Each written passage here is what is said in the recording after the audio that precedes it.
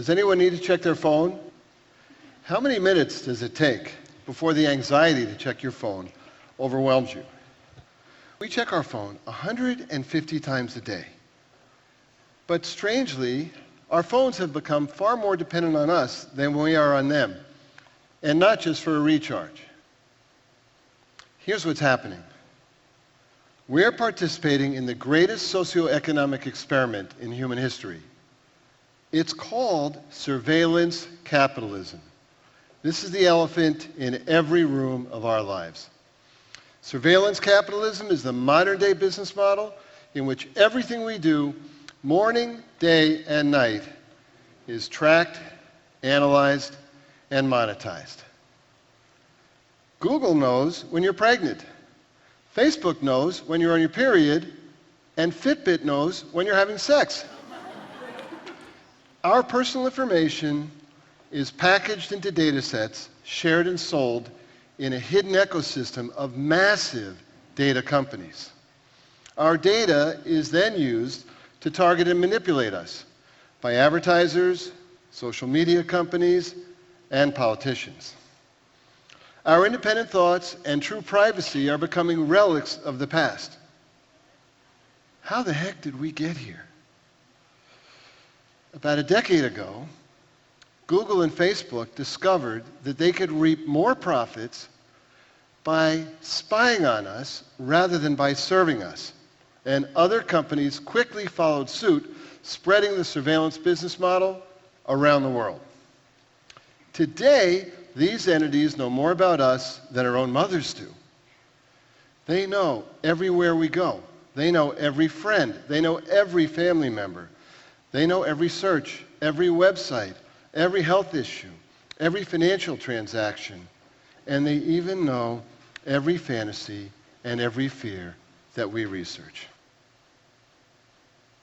All these private moments are broadcast into the global data ecosystem. So, somebody out there is collecting all of your private information. Is that such a bad thing? Yes, it is. If you want a hint as to where surveillance capitalism is headed, let's take a look at what's going on right now in China. China's social credit system tracks its citizens and imposes punishments for what it deems to be undesirable behaviors, like jaywalking, playing too many video games, and frivolous spending. Penalties include blocking citizens from getting good jobs and preventing their kids from attending top schools. And Chinese citizens have even been thrown in jail for making jokes about the authorities in private social media chat groups. In the rest of the world, companies like Facebook employ psychologists and data scientists to analyze and covertly manipulate our emotions and our purchase decisions.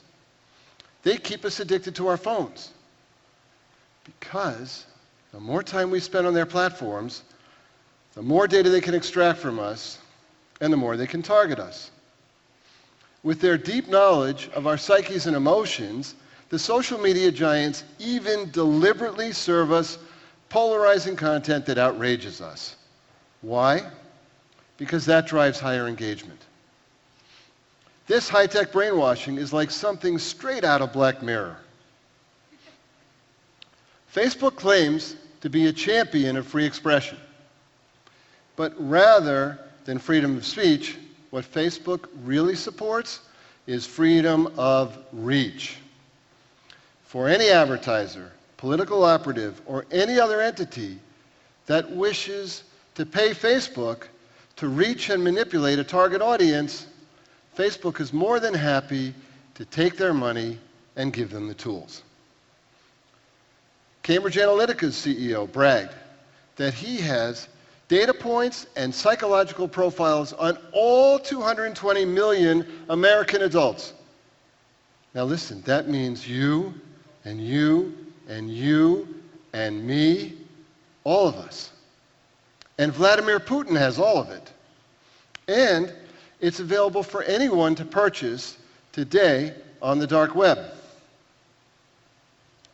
Listen. We have intimate relationships with our devices, and so do our kids. Yet despite all her charm, Alexa is not really your friend.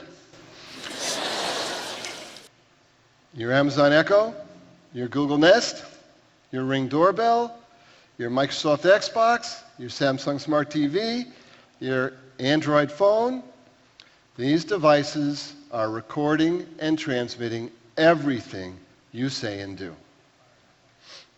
You know, you're talking about something you need or a friend you haven't seen in a while.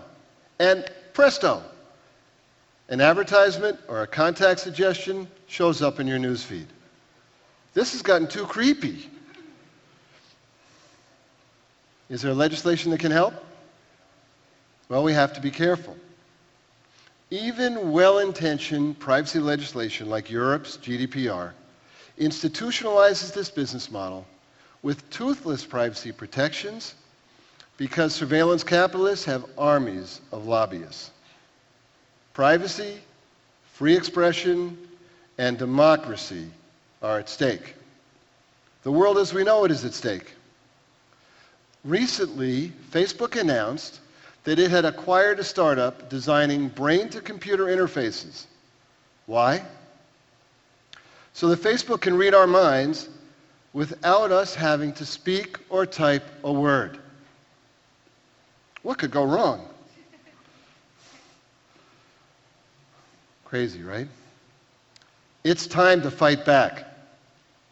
The surveillance capitalists have expertly kept their actions hidden in the shadows of our pockets.